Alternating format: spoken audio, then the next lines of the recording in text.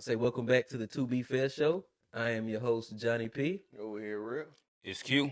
And we back. Back, bitch. We got a nice little episode lined up for you. We got a couple topics. So I guess this is my time to go ahead and, drop it off to, I don't know who want it, but. Yeah, I went first last time. Go ahead. Okay. Don't look that way. Shit, my question was, and I got this because I had seen a post and it had like a lot of likes and comments and you know what I mean on social, and it was like, well, I guess I wanted to pose it as a 2-part question because it was just, you know what I mean. I think that first off, it makes sense for us to, as we like to do, get on the same page about what exactly we mean or defining a thing before we go in depth about unpacking and speaking on it. And so the first question would be, what is it that we can agree on and we feel that will qualify as wifely duties? And I guess the second part to that, I want to, put them together. The main question that they were asking is, do you agree that women should hold off on wifely duties until marriage? So would you say, what would either of y'all say, you know what I mean, what are wifely duties? Gotcha. I don't know, Johnny. Mine will probably be longer. You want to go first? I mean, that's tough. I'm a single guy out here. I don't necessarily have a definition of what I consider wifely duty. I mean, just based on, what I've seen is just a teammate, a person that, if you're going to be, I don't want to say Batman or Robin, Michael or Scotty, but just somebody to be, the yin to your yang, just to kind of help counterbalance you. Now, I think everybody is different. I don't think, what your definition would be the same as mine, or what I want my wife to do would be different. No, that's exactly what that's what we're asking the question. So what would you say? Me, like his wife? What would you? Yeah, what would you say? Like what I would need a wife to do. I want somebody just to kind of just match, whatever I put forward as far as energy. Ain't necessarily like cooking or cleaning, because I know how to wash clothes, I know how to cook, but it's just somebody who's gonna help, hold me accountable for certain stuff especially in like a way that's constructive and not necessarily like just like bringing me down, but in a way that's really like motivational. That's something I'd always look for. A woman with ambition, because I'm of the modern, mindset when it comes to relationships. So I want somebody that's bringing something to the table as well. You know something funny? Is I never realized that this question would lead to like a modern traditional thing, because what it literally does, which I don't know if the people that were responding, because a lot of the women were agreeing that you shouldn't do wifely duties until you're married. But as you go and try to like say, okay, well, let's define what wifely duties are, that actually kind of leans over into, okay, are you more of a modern person or a traditional person? Because if you're more of a modern person, then wifely duties aren't really a thing. It's more of we all are doing everything, versus the more traditional scope would be that though there are defined things that women do. You see what I'm saying? I mean, once you move away from like the traditional answer of what a wife should do in the traditional sense, the answers are going to vary because everybody's going to have their own, take on it. So that's why I said for me, there's, that being able to hold me accountable, somebody to, talk, tell me when I'm fucking up and help me correct, or not even help me correct, but show me the right path, and I have enough respect for their perspective, to take heed to that, to bringing something to the table, that, or at least match what I'm bringing to the table. You talking about financially? Financially, that's something I think is in a modern relationship that helps make it just better for everybody. So, have more money in the house. So to make sure I'm understanding you, okay, go ahead. Matter of fact, you finish first. I'm still trying to figure out, what I would consider, what I would need a wife to do. I don't necessarily, it's just like I say, just be that yin to my yang, just, and when it comes to roles, the roles could change. I might be better at cooking. She might, or in cleaning. She might be better at doing math homework. Or it's a bunch of, you got to take your strengths and weaknesses and put them on the table and figure out who's best to do everything. Right. Not necessarily the man does this, the woman does that. But outside of that, you just got to, it depends on your partner, where you're at in life, to, what you're going to need. The second part of that, should it be done? Let me answer first. Yeah. Let's everybody answer the first question. Okay. Answer the first part first. Okay. Yeah. But nah. So I thought this was an interesting question. and I actually posed it this weekend when I was around some married people as well. And it was interesting because I don't know. To me, the most consistent thing, because this is kind of what I gathered from us doing the marriage series in general as well, is that outside of like, well, one, the question speaks to gender roles really. Like if you strip it down, Right. it breaks down into what do you see gender roles are, and then if those should be done, you know what I mean, prior to marriage. And when I sat and talked about it, when I listened to other people talk about it, the only definable gender role inside most relationships right now, for real, ends up being the man mows the lawn and takes out the trash. Those are the only two defined things that I was able to think that I could think of, and that I heard anybody else. Everybody else, in a sense, are kind of figuring things out.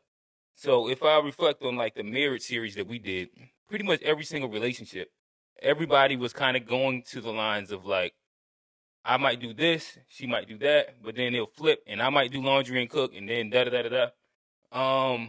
And then the two married couples that I talked to this weekend said the exact same thing. In which, to me, it becomes a little bit harder to define out specifically wifey duties. But if I did, I think it would go closer to the idea of like it's a branch off of like the traditional tree per se, where I think in general women are probably looked at to lead in the sense of more home things and domestic things more often. That's not necessarily like you doing every single thing, but a lot of times when it comes down to like providing some level of like togetherness or structure, or like how are we going to get these things done. I think that if there was to be one, I'd say that same difference with, to me, with a guy. I think men are still looked at to an extent to provide some level of structure. And I think how that ends up looking just depends on the relationship. But yeah, that's kind of my take. I think that wifey duties is like it's not really a thing because most people are working it out. But if I did have to define something, that's probably where I would lean at. And so, and just to make sure I understand, based on what you were saying, you're saying that the wifely duties would be, you said, to pretty much the maintaining of the home. If you All were to right, define it, that's what it sounded like you were saying. so again, if I had to stretch, and I just think that this is a stretch because, and I wouldn't say maintaining because I think that it's just her job to make like she probably is going to lead in that. But then there's so many relationships where guys clean better. Like for like we got a homeboy who is way, matter of fact, it's damn, I ain't think about it, but it's a lot of homeboys that I have. If I was to name two off my head, like Rich and Jeff, they both are kind of like they lead inside that in general. Like it really is such a dependent thing. And I guess for me, what I would speak to is my relationship and my relationships in general, where like I typically lead inside the idea of structure, and my woman typically leads in the sense of like more domestic work, but that's more so delegating. Like so we'll figure out what structure works and shit like that, and I'm open, and I would do pretty much anything outside. Like I'm not the biggest best cook, so she's probably gonna lead a little bit more inside that. And then I take up the slack on a lot of other different things. So yeah, that's kind of the best way that I can kind of put it and frame it. Yeah. Yeah, that's crazy because it's like what it boils down to, and I think that we've gotten to a place. Well, I mean, I think as our conversations go, but I would say that the women that were answering it, they were sure of what they were pretty much. It seemed as though they were very on the same page about what these wifely duty things are, and so that's the reason what made me kind of want to pose the question is because they it seemed as though even though we're sitting here and like we're talking about it in a way that where we don't actually want like define it. I would say that there's a definition that is understood amongst them. Oh well, let's ask Todd. I got a question. Oh, Hold on, go ahead. wait a minute. Well, for one, I need your answer, Okay, yeah. and then Two, what would you say their definition was of the wifely duties? No, so I think it's fire to have her because she's a woman to actually help us understand maybe what they perceive as wifely duties or why they could have been on the same page and with the post. Well, I want to know about some of the women you talk to and see where you like where they're basing. Yeah, then like, are these single women? Are Yeah, these yeah. women that's Oh like? no, I is don't. that, This, like, this that's is oh, these are people on social media, so I don't know. I don't really care about Oh, like okay. scrolling through comments and shit. I know I But get. it just seems as though like they were pretty on the same page. I'm not gonna scroll through comment, look at your profile to see if you were single. And I don't. I know I get it, I'm but I saying, what think were that they that's. saying as far as like cooking, cleaning? What were they saying the wife? Yeah, it seems as though like it seemed that, in my opinion, I was assuming that they were speaking more of like cooking for you. You know what I mean? Cleaning after you. I would assume that I think that like child rearing is probably a part of that. What else can I can think of? Contributing financially, that whole 50-50 thing, probably their bread, putting their bread into it may be something that they don't want to do into marriage. Um, Moving in could be a thing. You know, that if you were a strong, independent, then moving in, I'm like, I ain't gonna move in until married. That could be a thing. Well, are you saying that this is what they said, or are you like Oh no, no, guessing what they were saying? I'm This answering the your question. This your answer. Yeah, I'm answering the Oh, question of okay. what it based on what they were saying and what you know what I mean. I could see could be wifely duties, or what you know what I mean. How they could things that they could say that these are wifely duties. These are things that I'm not going to do until I am a wife. Okay, all right. So That's why I asked her, what do you think wifely duties? And that's why I gave both parts of the question so that we can actually have the conversation. I know I get it. I guess I'm trying to differentiate between what they said and what you feel. Okay, I mean, I would say that differentiate between what they said and what I feel. Yeah, because you sound like you were blending them just then. Like you have Sound like you agree with them. No. I'd agree. I do agree with them. But you know what I mean? If it could be, it's probably more shit than that. You know what I mean? But yeah, I would agree as far and I understand that like when we talk about within our relationships, what you have to do to make a relationship work. But I'm talking about to the post that they provided. You know what I mean? To answer and speak about it the way that they posed it is what I was trying to do. But of course, you know, we kind of went more into what makes relationships work and actually how you're gonna end up having to give and take and you know what I mean. You'll compromise a lot if you're going to definitely try to have a 10-year relationship. But go ahead, Taj, what you got for us? I was.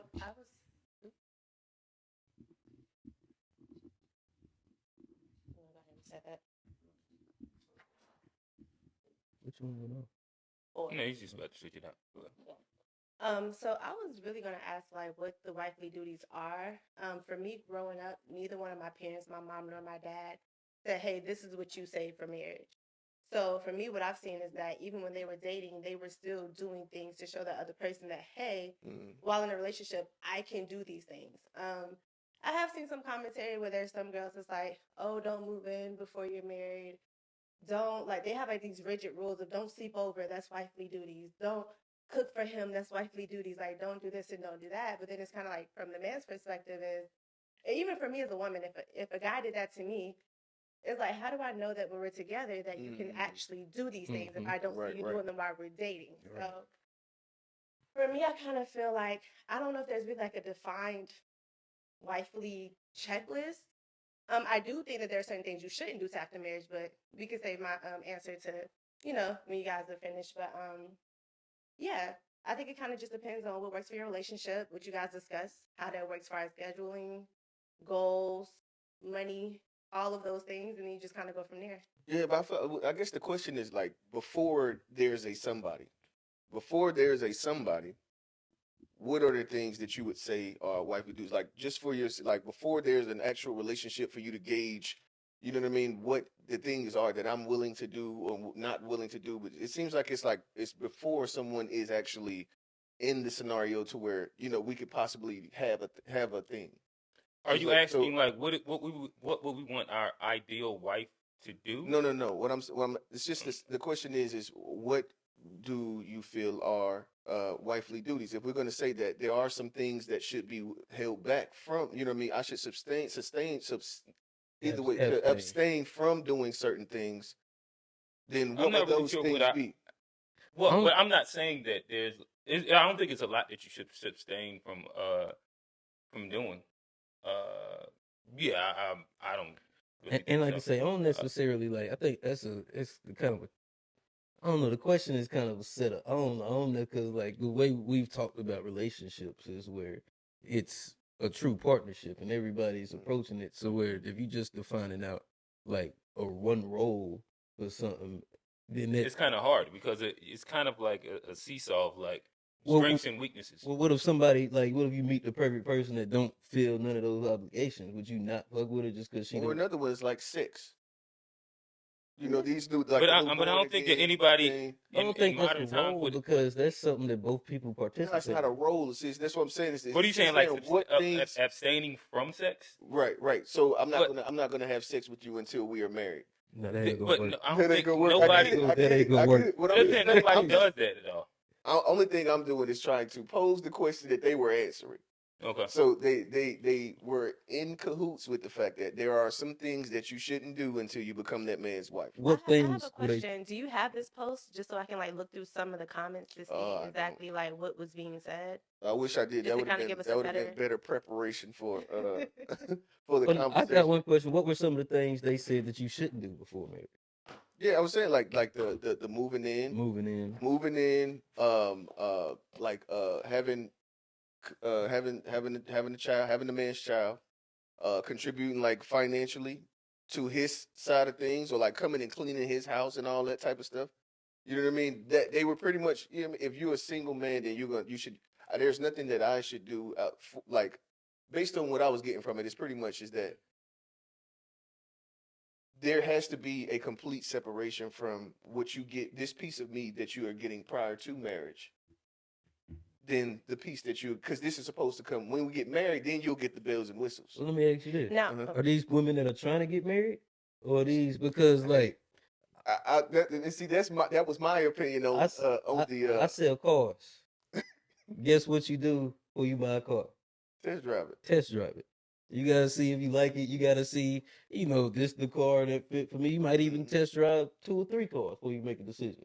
But that's something that's because buying it's an investment. Mm-hmm. So that's something that you do your research, D&D, your due diligence before you make that investment. And Right. part of that You got to due put it on the diligence highway and everything. is a test drive. So to sit up there and say I'm not gonna do these things, and you're gonna have to wait to marry me. It's like, are you really like trying to market yourself So we're saying, to I think it sounds like we're in ingredients that is counterproductive to try and hash out withhold? these things until marriage. now, Is that what everybody's saying? I don't know. Todd Yeah, might I disagree. think that in general, and this we've had this conversation a day ago, not a day ago, like a couple pods ago, is the internet.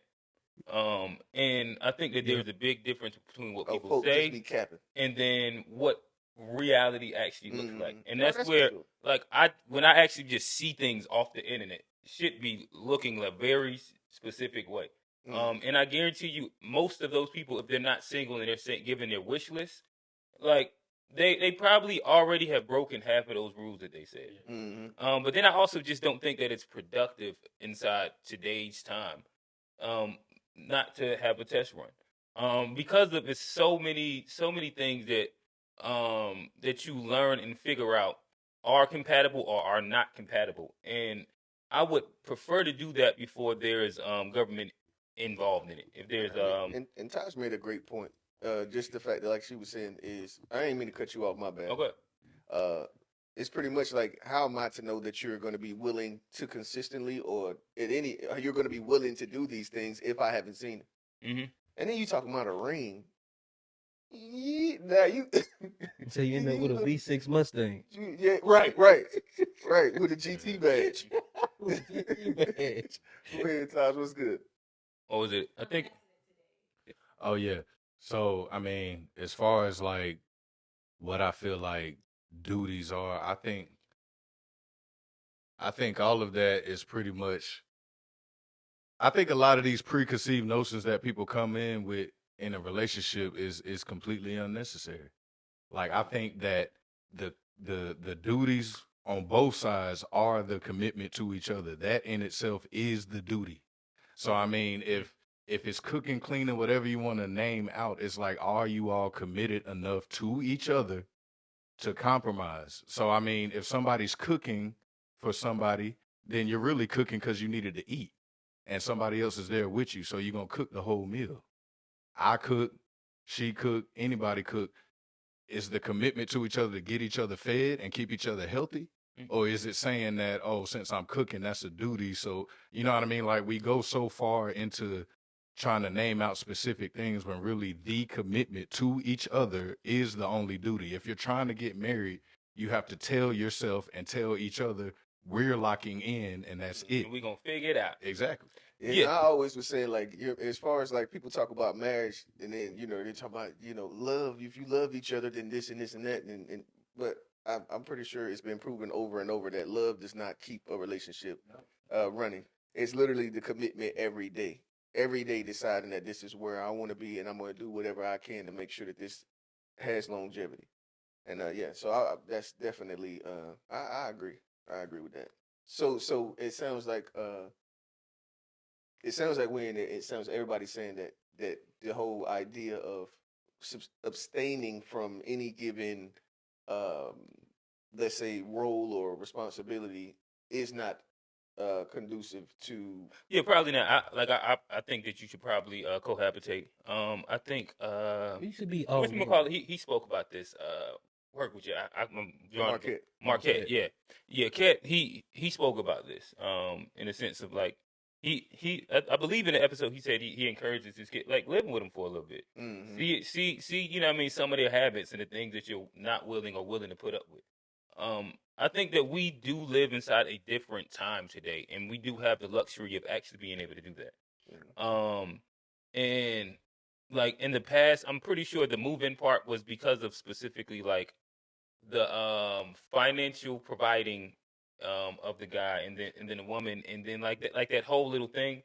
But now Power dynamic. It's gender roles is I mean I think that the elimination of gender roles is what we're kind of living in now. It's like the elimination of gender roles and outside of that trash and that grass. Like I said, that I definitely the only one I could think of, and that's the one that everybody said. You can't have your lady out there cutting grass. That's just and taking the trash out. You know the crazy thing, bro? In my neighborhood, bro, I got to. You will. I said I ain't doing it. Right. That shit just look crazy. Nah, You see a woman outside cutting grass. There's like in the Hispanics. I got the neighborhood over there. The neighborhood, bro. Occasion. Literally, bro, the Hispanic women, they be out there cutting grass, taking out the trash. They do everything, bro. Mm-hmm. But they're a different culture, though. Yeah, I'm just saying that there's definitely a difference in the culture because they'll get out there and do anything. Genderless, if she out there cutting, that's a true culture. That's like gender roles don't matter. And to be fair, and you see some of the benefits to that too, though. Yeah, I mean, we've talked about it before. And to be fair, I do think that there are like these sects of women that like that's their thing. Like they want to go and cut the grass and shit like that. For whatever reason, we can kind of like dive into the psyche of that as well. But like I said, I got a neighbor who I guess she sometimes it just look like she just want to be doing shit, and like sometimes she want to cut the grass. She be out there pushing it. Yeah, they got to push lawnmower. My old head wife, she likes cutting the grass on her properties. She, you know what I mean? Yeah, and that's what I'm saying. Like to me, I can't take like if that's what you want to do, then I take that, but I ain't necessarily gonna say that. That's actually kind of fire. Yeah, I don't care. It's something to get used to though, because as men, we literally, I'm one of those guys that I still have that old school joint in me where me seeing you doing, you know what I mean? Like my mom pick up the trash bag and I'm over there. What are you doing? Yeah. Like any like for me, even like change a light bulb or all of that kind of stuff. You know what I mean? It makes me feel away from because I like why wouldn't you ask me to do it or expect? To me, it's the expectation of myself that I feel those. You know what I mean? That I feel those. I'm just gonna say I know my mom and dad say anytime a guy comes over your house, he should be taking out the trash, whether he lives there or not. It's just like one of those things that should be happening. But I would love to hear your responses to the second question. Well, I think he pretty much answered it. I think everybody should we do it? Yeah, I think you should do it. Yeah, I think everybody. I think you should be all in. No. The second part of it was pretty much that, and I feel like we did kind of get. What was? It was just that. Do you feel that women should abstain from certain things prior to marriage? I mean, not necessarily. I think you should be all in your relationship. If you want to get married, you should go all in and try to get married to that person and do everything you can to show that person that you'll be a suitable spouse.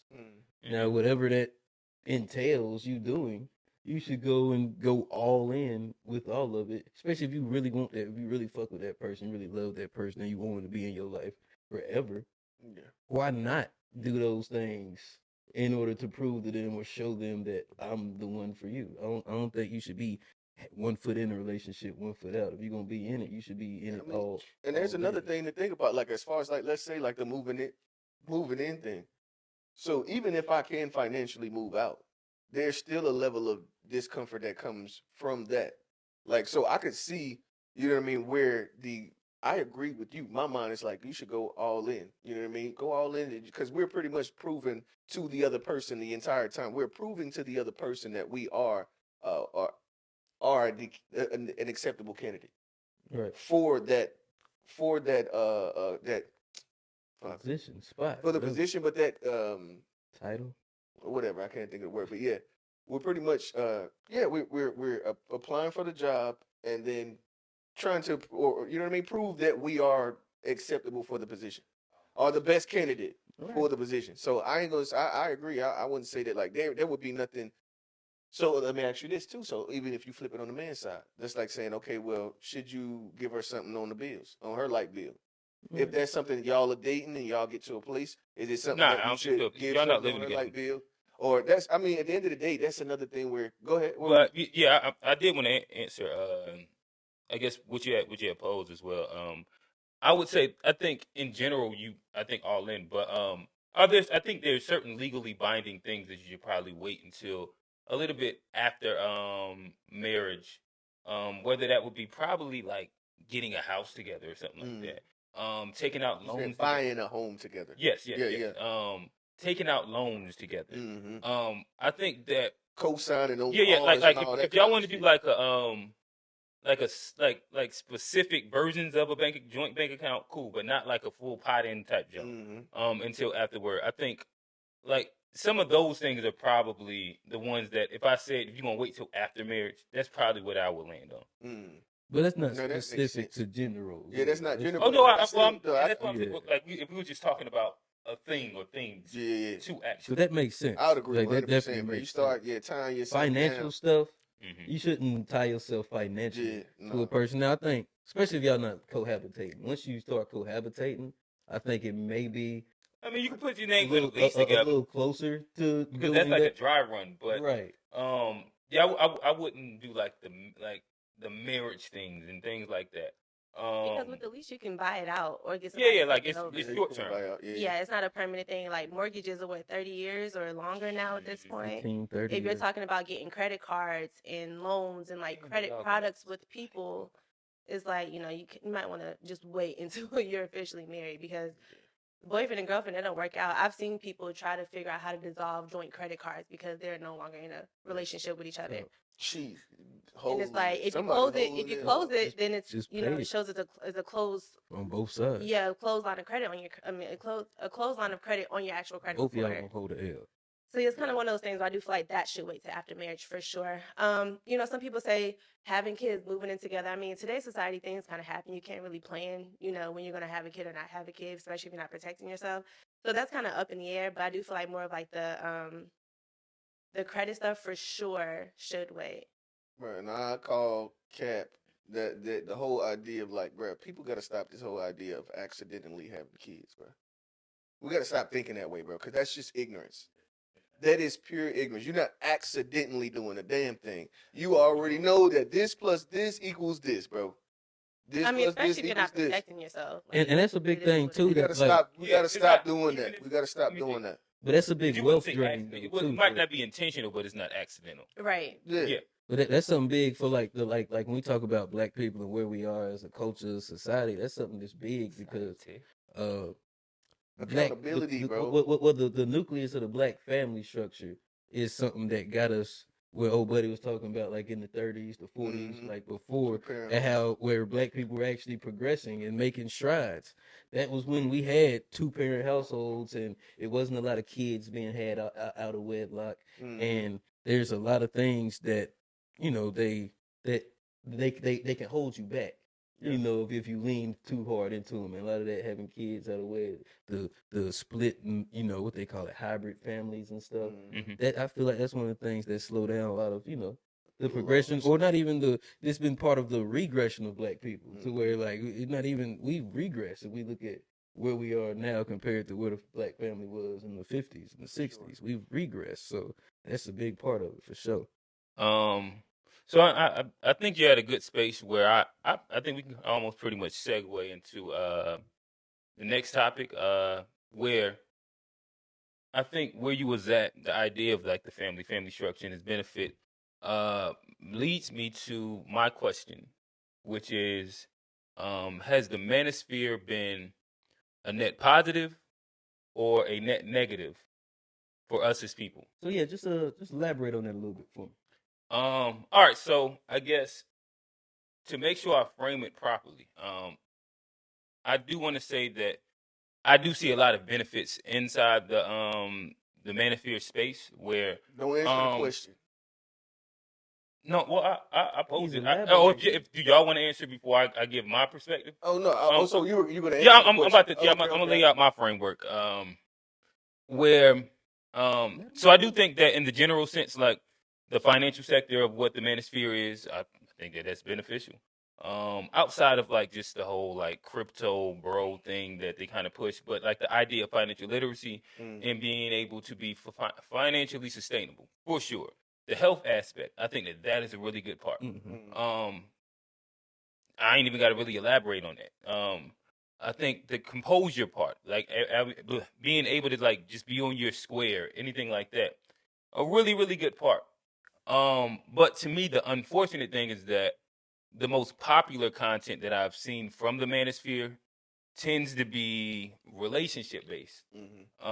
And I think that it's an interesting thing where, in general, like the relationship based stuff is I don't know, it's just it's a little slanted.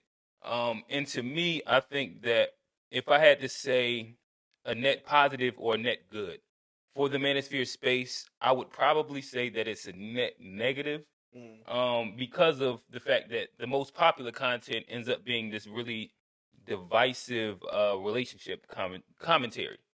Um, y'all want me to elaborate, or y'all want to hop in? I got a thought on it because I mean that makes sense too, especially when you talk about the composure and all of that stuff. I have seen that, and when you first said red pill, that shit never.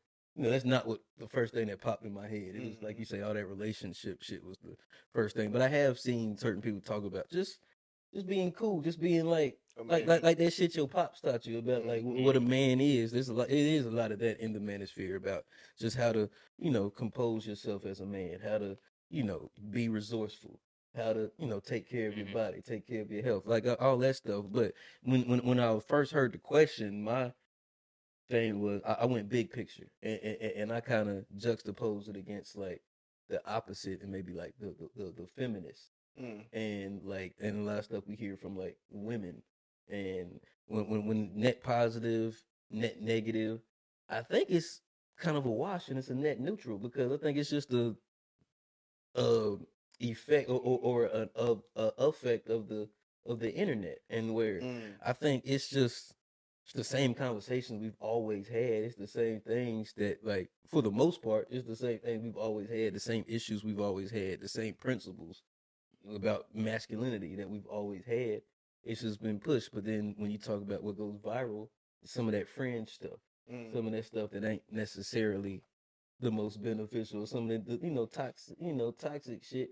But if you juxtapose that to like some of the feminist stuff and what we hear from women, and I don't want to say the women's sphere, whatever you call that space of it, you hear a lot of, you know, a lot of negative, the stuff that goes viral be the negative stuff. It be the thing. So I don't think Flued out. flued out. It's all kind of Would you say that this is probably the horseshoe theory that you talk about? To me, I look at the manosphere exactly as the male mirror of the feminist that's movement, exactly where I'm getting where to. I'm glad you said that. to me, my biggest critique of the feminist movement is the fact that it's not really about equality at all. It's about women putting their foot on men neck. Right. To me, most of the commentary and comments that I see from the Manosphere is kind of the exact same thing. It's about it's about exploiting like the power dynamic. yes, Mm. and I see that a lot. But yeah, I want you to go, bro. Okay, can I finish? Oh my, Oh, yeah, all right. My apologies. Can I finish? But yeah, no. Yeah. And what I was gonna say is, I think it's just a sign of the times where we're in, where Mm. it's not anything different that's been going on. These conversations have been had for years off the internet, not on podcasts, just amongst bros, amongst homegirls. But it's just once you put, the cameras, the microphones, and people on the internet can comment. They can put their 2 cents in on But I both guess I'm sides. talking about specifically the talking points. But And that's what you're building to. Okay. yeah, that's what I'm building to. As Okay. far as it's just we've always thought the same thing. It's like when you get on the internet, people start capping. People start wanting to, put an image up. A lot of these dudes, I think, on the manosphere, not that they really bad guys, that they on the internet and they just, want to, they trying to go viral. Get clicks. And get clicks. So, and then once you get clicks on something, you double down Exactly. to get more clicks. I think it's the same thing on the opposite side. So I can't necessarily say it's a net positive, net neutral, because I don't know how much these conversations are swaying real people in real life. I think that to me, I think that it's unfortunately swayed a lot, and I think that that's where, to me, I like when I hear guys talk about relationships in general right now. I think that a lot of what I hear is the vibration or reverberation of some of the fear mongering of a lot of the red pill things. Let me ask you this. Y'all gotta let me cut in at some point. Oh my bad. Go. Let me just ask you this right on that specific time. Then I got you, bro. I got you. But we talked about when we talk about women, about the expect versus accept, and what they get on the internet and say is totally different than what they're doing in real life. You don't feel like that's the same with men, that a lot of men get online and do a lot of capping about what they want, but then in reality, what they're doing Right. is No, totally different. So I agree. But what I would say is that obviously I talk to more guys in general, right? So I get to witness some of that firsthand per se. As I have like different conversations with different people, where I then start to see like this pessimistic, negative outlook on women, relationships, and to me, like I see that as a bit of the like that's one of the reasons why I can see like because of there's I don't know. Like I think right now we're inside just an interesting space where, as men, we're learning to express ourselves and express ourselves in public, and the manner in which we're doing it isn't necessarily the most productive. But I also think that what we're basing a lot of things off of is not the framework of the average guy. So hold on, let me get in a little bit, right? All right. So I'm gonna say to answer the question directly, I'll say I don't think that it's been around long enough for us to know. So in saying that, what I'm saying is that like pretty much this is a very new thing. So at the end of the day, I think that we as men have kind of and I'm not like doing like the it's okay to do it because they did it that thing. I'm not trying to that's like the either way. I'm not trying So to I think Manosphere is probably like 2012ish, 2010, 2012. well, I mean, just the popularity of it is something that like came across my. Or I mean, I guess it's a little bit older than that too. But yeah. But the it came But you would across say so, like when I 3 started seeing the actual clips and like hearing the Manosphere and like you know what I mean, it came around the same time with like Kevin Samuels is when I started hearing it, and so there is one thing that's specific that kind of makes it to me that makes it a little bit worse is that they're speaking from a place that most of us aren't in. So we can't really sit here and even if you listen to like Kevin's whole spew, how he would go through, he's talking from a place of above where the average man is. And then you have the average man trying to adopt these ideals. So I can see where you're going, where you say like the net negative. At the same time, I think that at mass men actually voicing themselves and there because like at the end of the day, one thing I can say that even though he was speaking from a different place as far as like financially literate is where he was speaking from a different place than where the average guy is. There's also a level of complaint that the average guy has in it's like it's a normal thing that we are hearing. That the average guy is having the same experience. Most of us are having the same experience in these relationships. So it's not necessarily that those guys are the that we're getting it from, or that as men that we're getting it from them. Like he said, it's already been a thing that we were complaining about. So But we just didn't complain out loud to everyone about it. So I don't think that the popularity of it has lasted long enough for us to really see whether or not it will be a net negative or a net positive. Because I know that at the end of the day, there's probably going to be the fact that we're literally voicing our opinions and things that we don't like. I think that will be beneficial down the line. Gotcha. So I guess and this comes with like defining, because I think to an extent we're kind of talking about two different things. So the Manosphere has like very specific points, talking points, in which it hits on. What you're talking about is men expressing themselves, whether publicly or not publicly or whatnot. So I don't want to conflate those two as being like opposites or like something to kind of like one's going against the other. I think that for sure, men expressing themselves right now is definitely going to be beneficial in the long run. That's my take on it. Though I don't think that that's specifically where the Manosphere sits at. Where again inside like that group of people, like this is to where most Manosphere creators or people that you talk about, this is where again like the Kevin Samuels comes in it. They speak from the perspective of a top 1% person, but their audience is average Joe people. For sure.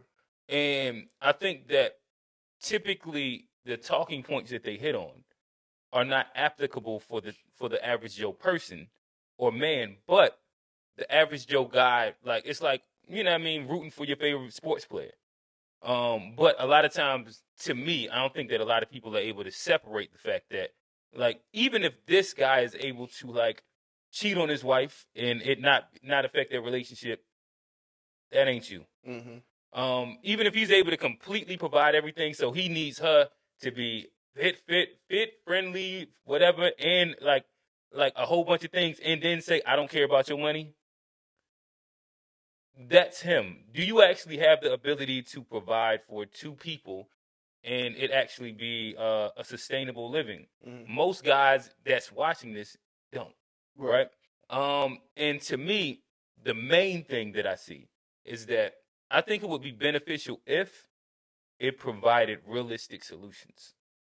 So I think it does do like, and most things are good at like diagnosing things. But I don't think that today's time, the solution to any of this is get your money up and get a Bugatti so then you can have multiple women that you can cheat on. And that's the consistent narrative that you hear. Instead of saying, like work on your communication skills. Work on becoming better at a partner. This is what like better relationship skills look like. This is better ways to like actually cohabitate. Hey guys, these are the things that you should be looking for in a good woman. This is how you should vet better women. And I don't really hear that narrative ever online. It's rare that I personally just never see it, never hear it. The things that I see go viral tends to be like these really inflammatory things. Okay, but I mean, so is that why you think it's a negative? Because yes, because I think that it provides because I'm be honest, like I see a bunch of like I can scroll down my Facebook timeline and hear a lot of quotes of Kevin Samuels or Andrew Tate or Fresh and Fit for the average guy. And this is an inconsistency. Like I see this consistently. And the thing is that like the rules that they play by, or even if they can play by it, doesn't apply to you. But most people, and this like I have to like put Kevin Samuels in a net negative, even though his overall message I agree with, is the fact that most people misunderstood what he was actually pushing for. So he actually was for telling women that, like, if you probably gonna end up having to compromise with an average guy that does average things, and y'all both gonna have to pull your weight. But he was also telling men that too. Well, all right. So this is again like if we're saying his overall message. Let's be real. Most guys only quote things that he said to these women that say that they want high value men. that's kind of what he's most known for. Oh yeah, I mean, because at the end of the day, is you're not gonna go viral telling men about men shit. Well, no, he went viral telling men about like whatever. But he's had a few male He went viral viral clips. enough. But my thing is that so again, if we just go to percentage of his content, Mm-hmm. it's not really a solution based thing for the average people. It's kind of telling average women that they're not compatible with 1% men. Right. Like if you just look up, like we could, like all his lives are up right now. Yeah. Most of it is like if we say like 90%, That's true. and then maybe you give like 3% is like maybe I give up to 5% is like men shit, and then maybe like especially if we say within like the past 2 years of him dying, maybe another 5 would be like that miscellaneous and is like people building and shit like that. But in general, when he went live every single night. I think that the biggest thing is that, like, and you're saying that it's not necessarily what's being said.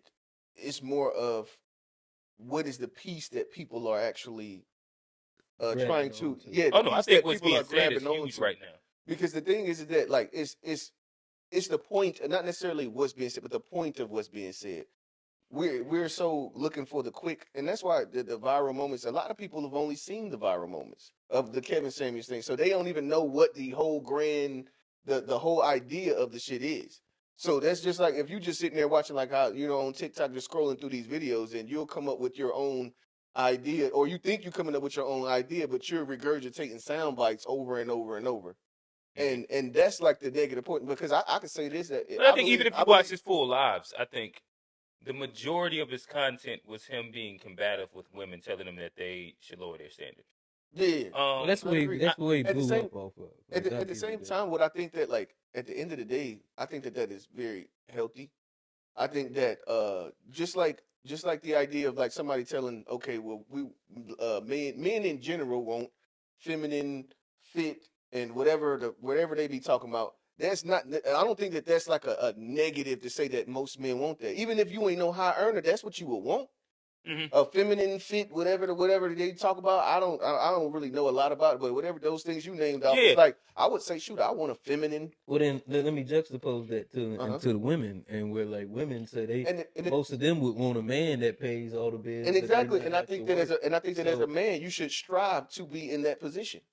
I think that there's, even if you have it. But is that negative to tell a woman that I should, if it's, that's my thing, the justification of it. If you're saying it's not wrong to tell them, for men to say what they want, but if women complain about modern women, but then if women say they want X, Y, and Z, how would that then be negative? If they just talking about what they want.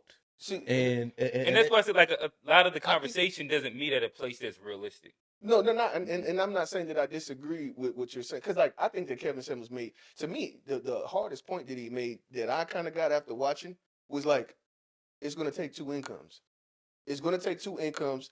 Social Security, one person's Social Security is not going to be enough to sustain you. When you get so older, that's what Social Security makes. So 2 can actually, you can keep things. You know what I mean? You can keep your home and not get put out because of gentrification, because the taxes is rising like that. You know what I mean? On a fixed income. So, like, there was a levels of things that he was saying that, like, I think, like I said, if you actually listen to I think that it's people taking these pieces out and not really getting the whole thing. It makes it it makes it a lot more negative than I believe it to be in its totality. I just think and again, I get it, I get you, and I don't want to, like, drag on Kevin, because to me Kevin's, like, he hasn't had impact in the past 2 years, like, year and a half since he passed. Even like, he's not really fresh and fit, John. Like, I ain't seen it in a while, but, like, having those girls up there and telling them, like, okay, well, there is you do have a privilege. If you're a pretty woman, there's a level of privilege that you have on that shit. It's okay for, like, you should see that. Like, there's it, and that dudes don't want a woman that's been dropped off. You know what I mean? I think there's benefits to, yeah, like, it's having standards and accountability. That's you know what I mean? So I think that, right. I guess, and again, I think all of that's cool with, like, balance and context, right? So, I think that when you kind of like if we say fresh and fit, right? Typically most things that they do, and I've watched, a decent amount of their content. is that yes, they critique heavy on women, but there's no accountability for men. And then a lot of things that they say just aren't realistic, and they base their standards off of like 1%, what 1% men can do. So they'll consistently tell women that a guy is going to cheat on you, and if he cheats on you, that's not a reason to break up. If he all men will cheat. Like these are the consistent talking points that they push it. Same way, like one of the more consistent Kevin Samuel talking points that you hear is that a man doesn't care about your income or your money or something like that. In which I think that in average relationships, and this is where again, like it becomes like these conflating things and mixed messages, is that average relationships is going to take two incomes. But in general, like I said, even if we extend it past like the whole idea of just like that part, I think like the Manosphere take on like marriage, I think is negative, especially inside the scope of the black community and the black family, because it pushes away from what we said the 1950s, the 1930s. What is their take on marriage? Or just I know you can't well, it all the way, but in general, they're not for marriage at all. Okay. But it typically fear mongers a lot around marriage, in which the average relationship. This is what we have to start like actually putting things at like who the most people that's consuming the information. The guy and the girl isn't coming in with like huge assets.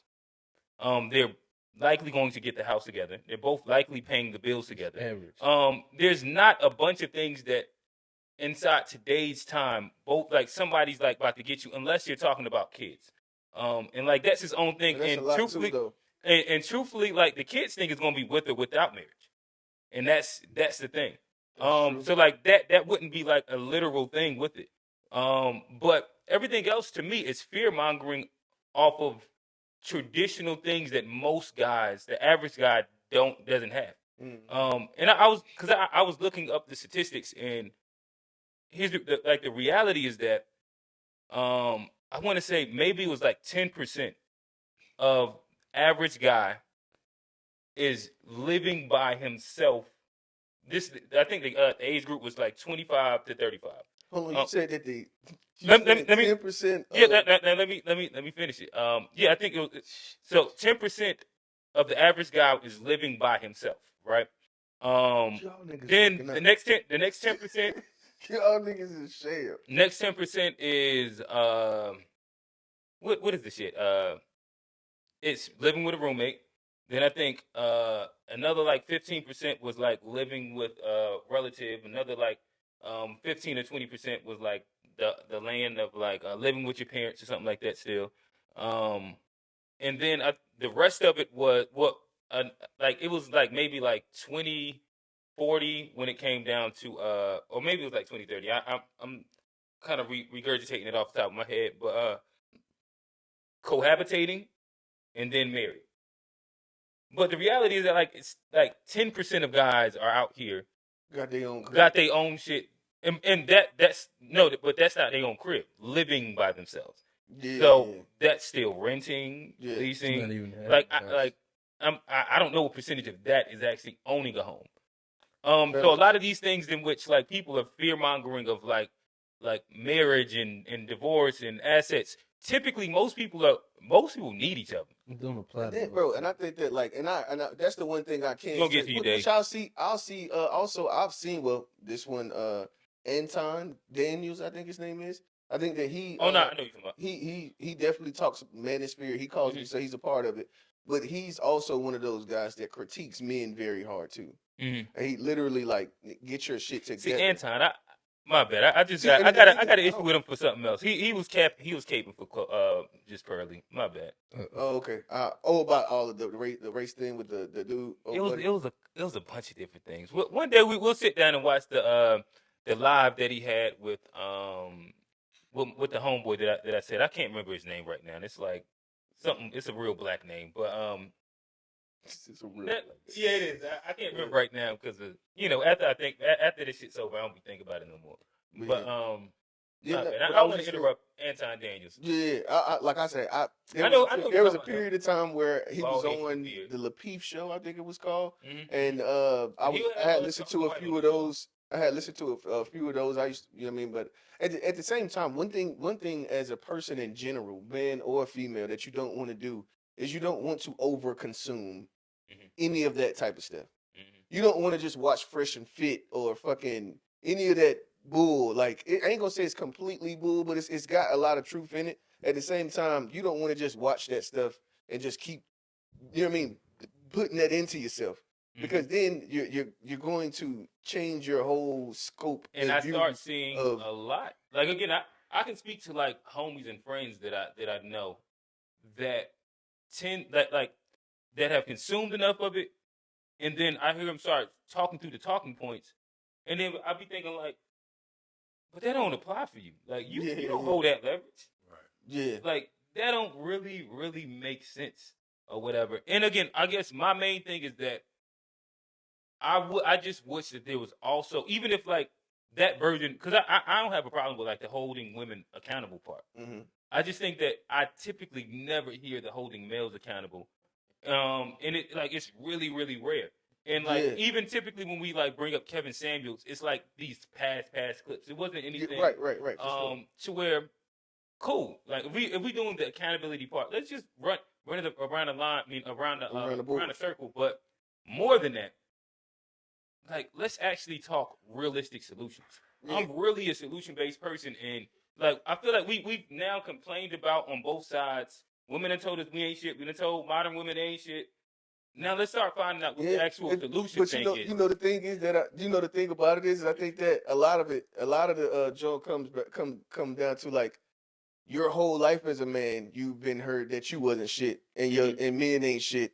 And now we about 3 years in to telling women that, you know what I mean, y'all fucked up. And I think that's why I'm not saying that it's not a positive. I don't think. Well, at the end of the day, I think that it will net something. Well, we'll see what it nets in the next, let's say, 5 to 10 years. We're gonna see, because I think that I think they take about done in 7 months. They give about 7 months. 7 months that it's done. I think that the discourse is going to change because most people are starting to see that that's not reality. Yeah, maybe so. Maybe so. And the thing is, and that's what I think. This is what I wanted to talk about too. And that's one thing that I want to make sure that like we do too. We're gonna have to hold bum ass niggas accountable too, because I have my gripes about women naturally because I'm a man and I have relationships, and relationships are hard. You know what I mean? And as a man, you're gonna go through, and I like, you know, you talk to your fellas. We all kind of going through the same thing with different people, have the same gripes, and I think that that's what makes the Manosphere so attractive to men. Yeah. But at the end of the day, while giving the critique to women, you definitely got to talk about these bum niggas too. Oh yeah, well, I mean, we got to feed niggas because we need to hold. At the end of the day, we have to hold ourselves accountable. And I think that a lot of the times in conversation amongst us, we do, but and you know, on platforms and things, we don't really get to see. You know what I mean? Men holding men, you know, Steve, but you know, Steve be coming from a different angle too. But we don't get to see men building each other. That's really what it is. It's really that's building. Yeah. Oh yeah, I mean, well, it's about community. But I think Dave got a question for us. Or a comment. Well, yeah, just comment. Now I ain't gonna lie, I'm not familiar with this Manosphere stuff as far as like I haven't really read into that stuff. I looked it up just now just to see what that is. And honestly, I just feel like these contradictions and these confusions that we all going through is because we're still stuck in an old school mind state. Like even back when it was literally against the law for women to work. So that means that the whole workforce was set up just for men to work. Now we're at a point where everybody can work. So now we're at a point where everybody has to just think totally different about everything. The same way a woman can make plans for a guy's bread, a man needs to be able to make plans for a woman's bread if y'all gonna lock in with each other, or just anything. Like I feel like we're confused because everybody's thinking more selfishly than they're thinking selfishly and how they're gonna end up where they're gonna end up at the end of the whole thing, and they're making all these lists, but they're really just thinking in their own head like, I want a woman to do all this, or a woman's like, I want a man to do all this, but they're trying to push it out there to everybody like, oh, if you're not doing these list of things, then you're wrong. If you're doing these list of things, then you're right. I'm like, nobody is going to know anything until y'all try it with each other. Yeah, no, that's That's facts. And it. it's actually crazy you said that. Give that man a mic. There you go, man, Cause talking, bro. I like it. it's the same thing we were saying on the first question about the wifely duty. Mm-hmm. You know, as far as like, it's easy to just list out a list of duties that you want somebody to, you know, complete. Yeah. Like, you don't necessarily know when you meet that woman or when you actually get into a real relationship how it's going to look. And it's the same, you know, for men. We can't necessarily, you know, I'm glad we're here because we can't necessarily just necessarily lean on what our fathers or our grandfathers taught us, because we're living in a different time with different types of women.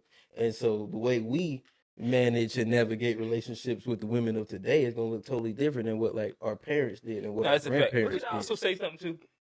I think Yeah. I also want to like there's an interesting narrative that we've kind of accepted that's completely not true. What's that? Black women always work. Oh yeah, for sure. They've always For sure. like we've never had like that general typical traditional, unless we that guy happened to be that lawyer, unless you was like someone like that. Mm-hmm. But white women had like that privilege of like not being able to work a little bit more than black women have. Yeah. But black women have like, whether they had to be the mammy, they had to be the nurse, Facts. they had to be the help at the house.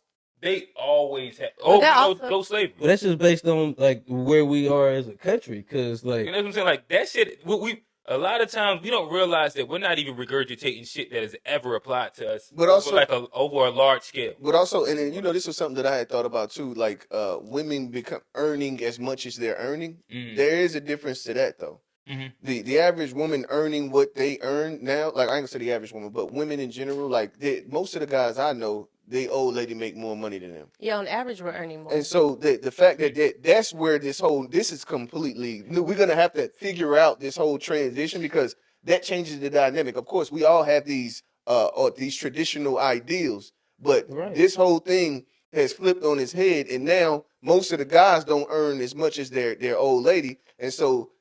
You know what I mean? Now, to me, like, that's where niggas are having to tap into learning how to contribute in other areas. Niggas are having to try to figure it out differently than what has been the norm. And I think that's going to be something that's just like the whole Manosphere thing. I think that this is going to be something that we'll see. I think that it's going to be something that we will see the effects of down the line. We got a few years to see how this thing really pans out and how it affects our social our relationships. We're gonna have to see. I don't know if one thing can be said like, oh yeah, that it's a negative or it's a positive. I think that we're yet to see where this goes, because if the average woman continues to earn more than the men, and then they was talking about how now like toxic masculinity. So now it's saying, okay, men should have a little more feminine.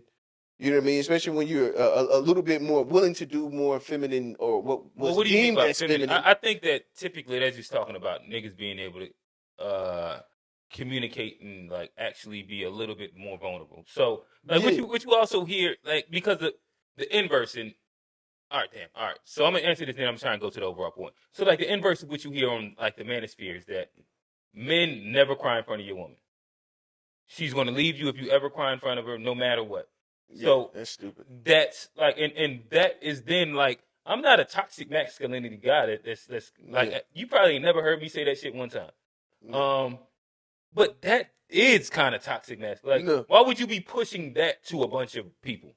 Yeah. Like being like completely emotionally unavailable. Yeah. Or even the idea of treating your partner like crap, and they'll make them want to stay with you. That's also another one of those things. Like there's a commentary that speaks to like, cheat on your woman, she actually enjoys it.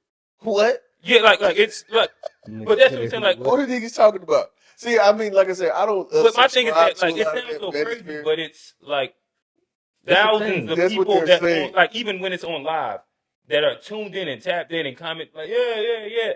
And of course, like, to me, these ends up all right. So one, this is one of my bars that I got to get off. This is one of my bars I got to get off. So to me, I was sitting and I was thinking about this whole concept.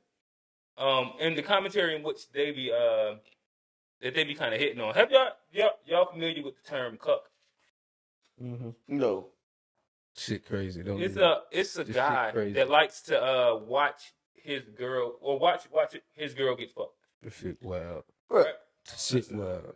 bro, So now- that nigga need to be taken over. Let's Hold on, move him. let me finish it. It's a lot of rich white guys that be into that shit. Oh yeah, But hold on, let there's me some finish other it. folks. All right, so this is what I landed at from when I sat and thought about it long enough.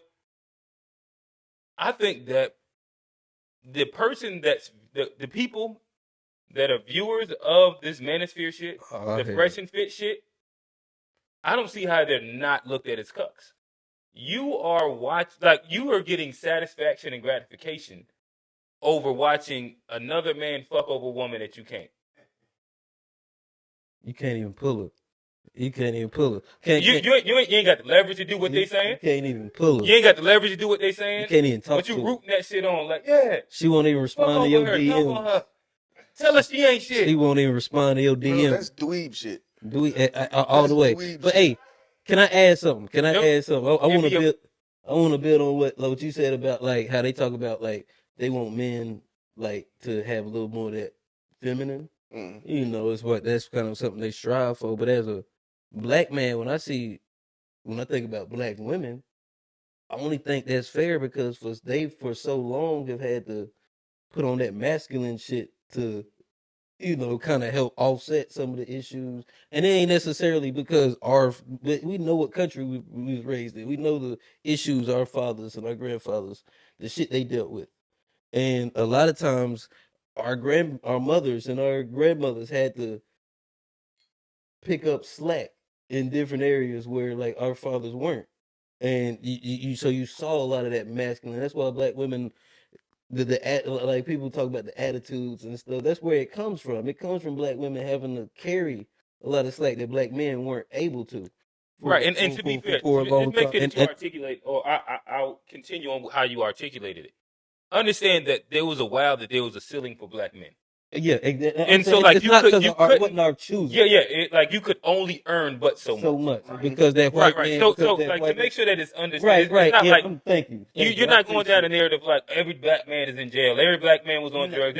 No, it's more so like the fact that there was a ceiling. Appreciate that clarity. Yeah. Appreciate that clarity because of the country that we lived in, there was a ceiling, and so a lot of time our aunties, our mamas, our grandparents, they had to step in and take up that slack where black men couldn't, and so that's where you get a lot of that masculinity in black women, where it comes off as aggressive. So I have a question. It So comes what off is as it attitude? What is it that makes you when you say pick up slack, you talking about having to work? Work, you know, pick up that second job, being the mammies, being nanas. What does that make you masculine though? It's working, it's providing. Yeah, so the idea of family, the idea of working and providing makes the person more that's masculine. inside the manosphere what they call masculine traits, or a lot of those things, especially in that time, like work, like the whole idea working is a masculine trait. Again, that's what them niggas working, said. Yeah, so provide for family. So again, you got to think like one of the being most a provider. That's masculine. What most people what you hear so much is the fact that, or is regurgitated, is men don't care about your money or something like that, because the idea is that the man is going to provide everything financially, and it doesn't matter. That wasn't always an option for black people, and yeah, it's just it's not a reality. It just wasn't an option. Black men, they'd cap us. They cut your wings if you was trying to fly too much. So you had to, you know, you needed that extra help would come from the woman because it was a necessity. Back in the day. Just to make sure, you're not saying your what you're saying right now is not about the manosphere, right? You're saying you weren't saying that a woman working makes her masculine. No, that's what you were saying. That's what they say. I'm saying black women's masculinity was a point. result of them having to work for so long to make up the slack that black men couldn't. And then now, and that's what I'm saying. Aside from what they're saying, you're saying that a woman working will make her masculine. I'm not saying that in the sense of her what they working perceive as masculine, but black women. He's not talking about the men. It doesn't feel like you're talking about the men. You're talking about just what happened. I'm talking about black women having to actually go out and work to provide. Okay, they had to do that because sometimes black men just weren't able to provide enough for the families, Right. just based on that. And so that was a lot of that masculine. And so when 50 years later, the reverse, how do we like rectify that situation and make it better and treat our women the way they deserve? Is sometimes we have to step into that, much we might not want to, but that feminine energy to be able to help them When y'all cope say with what feminine they. energy, what do y'all mean by that? Yeah, I was gonna say, can y'all clarify that? Because Because I've if heard we're that talking a about lot. like communicating with like On the that vulnerability, better version, I don't. You I talking just about don't like, see that as like he feminine. said well, I'm saying, but that's traditionally vulnerability. what's called as a man. If you're being vulnerable, if you're communicating your feelings and all of that stuff, that would be considered feminine. Oh, right. And And I so guess that's what's needed in black relationships today is the men to give more of that because the women have given more of the become more opposite masculine. for years yeah. before we've gotten to this point. So it is a necessity, and it's something that I feel like we owe black women Mm-hmm. because of the sacrifices that they have made, the sacrifices our parents made, my mama, our grandparents, all of that, where they had to step in and do stuff that they might not have wanted to or that wasn't necessarily feminine. They needed to do it, and they did it because it was a sacrifice. And so now, if black men need to be more open, more emotionally intelligent, and that if that's what our black women need, I feel like we owe it to them to give it to them because for so long they gave us something that was outside of them. This It, reminds me of a comment that G made during the marriage segment. And he was saying that black people, we haven't had the luxury of being traditional where only one income suffices for the whole household. fact. So this reminds me of that because, like you said, since women were able to work, black women have literally been going outside the household to work for so many years. And now we're just at a space where we are earning more. I mean, Can't, I don't know what else to say. can't hide behind it. You can't. I'm proud of black women. I love to see that. They the most educated demographic in the country. They own the most businesses. Yeah, the only They thing, making that. But and so, what are we gonna do to help support? yeah, that? we're gonna literally have to, and like I said, I think that we're gonna have to figure it out, and I think that like we still got some time. You know what I mean? Well, I mean, it ain't, hopefully the world ain't ending no time soon. It's going. We still have Dave some won. time. Yeah, I was gonna say. Not if you leave it up to Yeah, Dave. yeah, goddamn ready I to want end the it, man. whole world to start over, bro. Yeah, Yeah. but yeah, Nah, but see, my thing is that like we have to allow this to, you know what I mean, which is gonna happen. It's just we're just gonna have to wait and see, because I think that us changing the dynamics, which the dynamics have literally have changed a lot. So we're going to have to figure it out. You know what I mean? We're gonna have to figure it out. It sounds good to say that. Yeah, men should be more vulnerable, and then they should communicate better, which I do think that okay, that makes sense. You know what I That's mean? part of And figuring it out and it'll probably help with our mental health and all of that stuff. So it's across benefits the to it, board. but it's also a level in which we have to allow ourselves time to download, because we need to be able to. There's a see, you can't just change. Society has made a big switch in not so long of a time period. Yeah. You're trying to readjust the mentality of people, of the idea of men or a man, Well, let me ask you. and redefining these things. We're literally redefining genders, not like on no, not like LGBT. I ain't talking about LGBT stuff. I'm talking about just literally within society. Well, I feel like we're redefining the way that we cohabitate together. We're redefining what a man is. We're redefining what a woman is. We're redefining things that kind of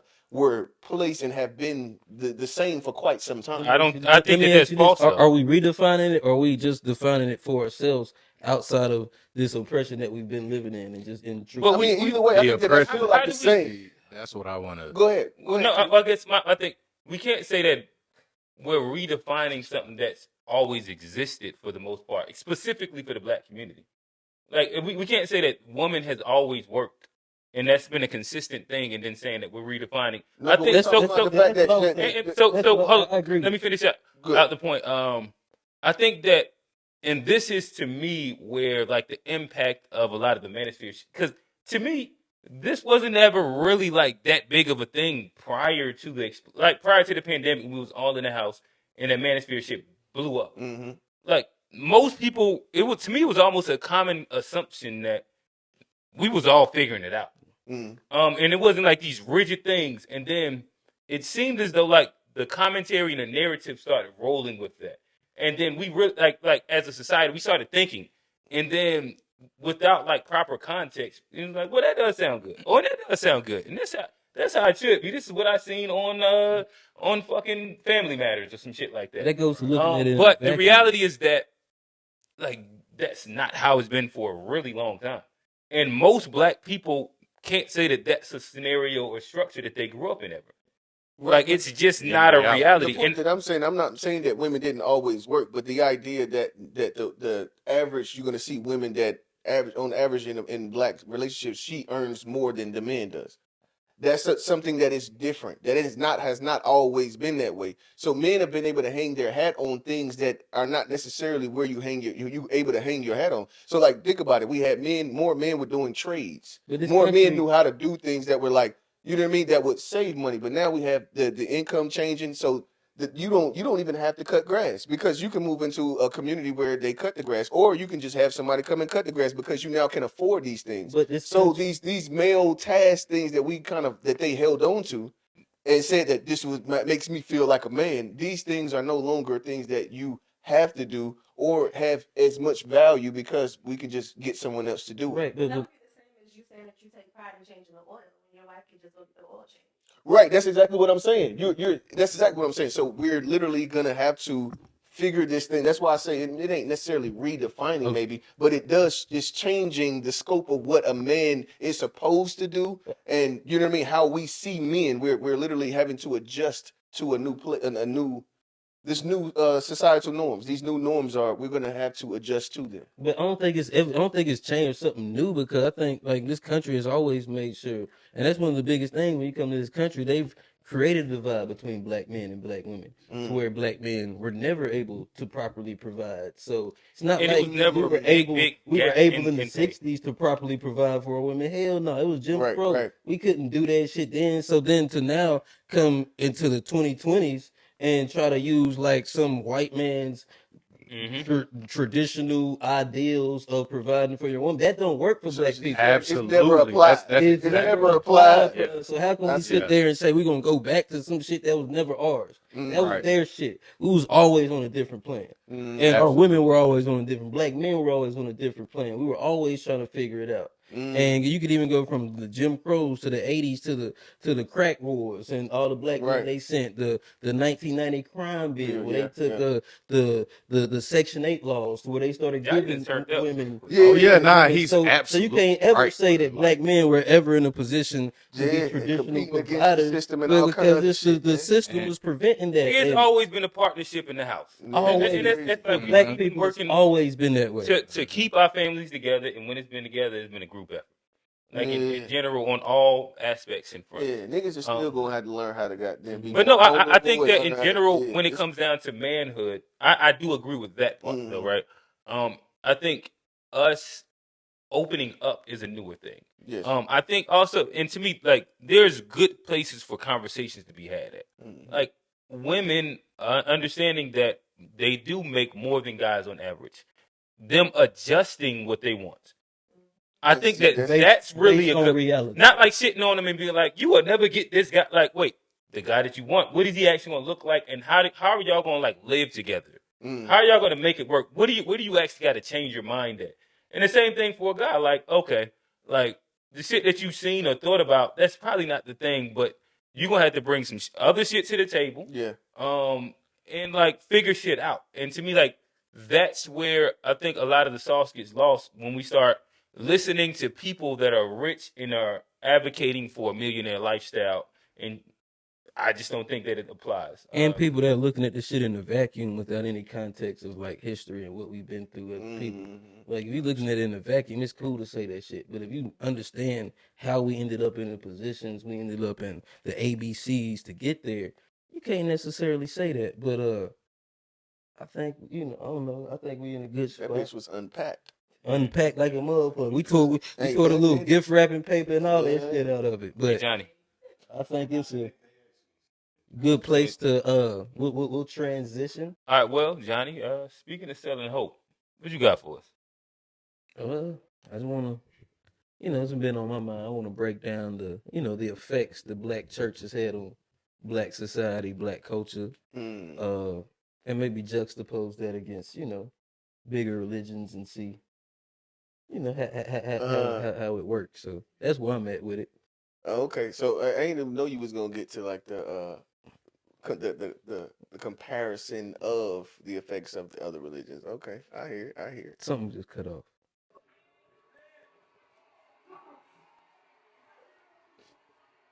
Look at my nigga, bro.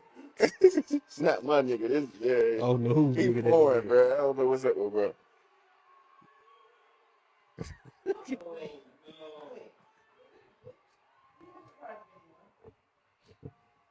He stayed up, I think.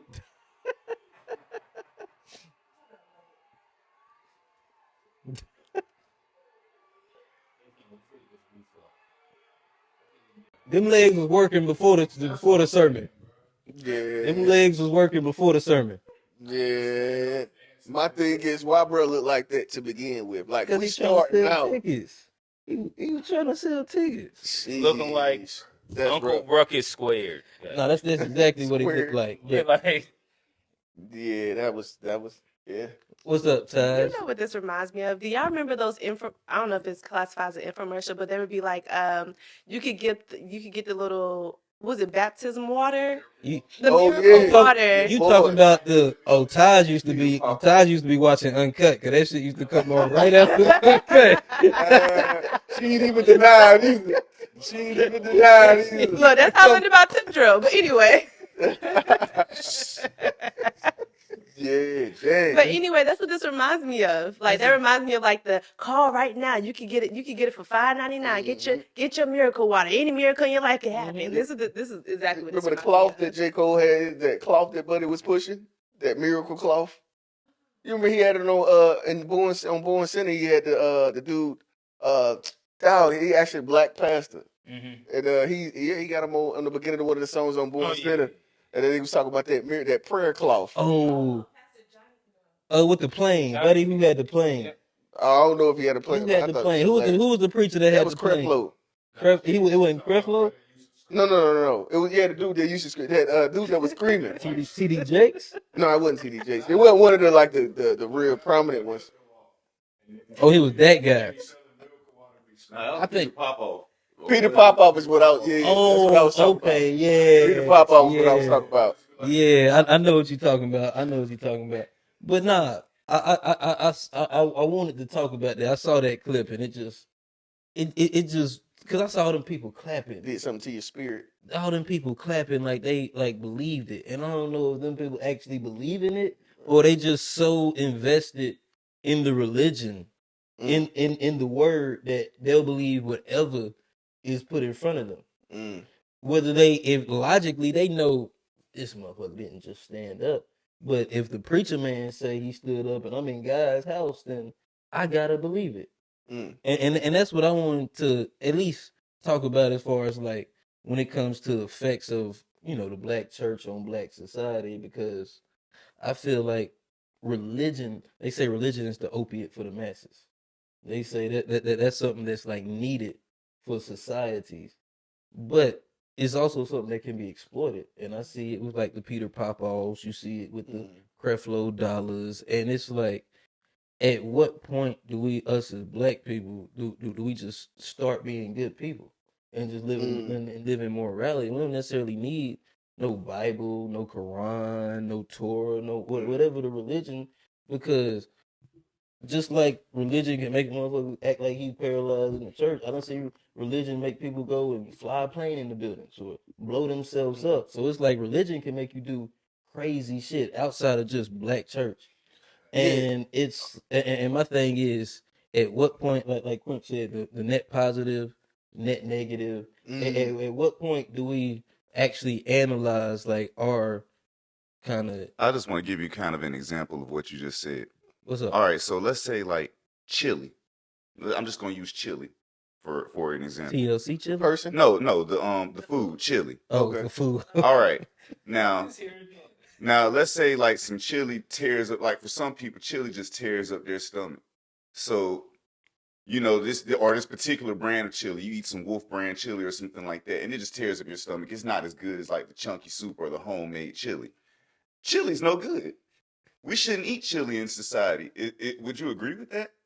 And that was what I was gonna say. My first off, I wanted to say we're not using that visual to fucking we're not using that as the example of black church. Tell Yeah, about your bigger that's- point, Johnny. No, I mean it was an extreme example. Yeah, that was of the just something black church. funny. I don't think that's representative of the average. But Black even church what you just experience. said, you kind of just dismissed the whole belief system because of this video, and like, Not, or not, even not, saying, It wasn't the. I get what he. I just want to make sure to put that out there. Fuck that. That video was just that was pure No, I get ignorant. that. But I know that you're not using that video. That's to, it's an extreme example, Mm. but I feel like it helped me bring my point Mm. to a point. But I'll let Tone finish. no, before I keep want to get the point that you're saying basically. Like, is it no good to believe in this because of people like that?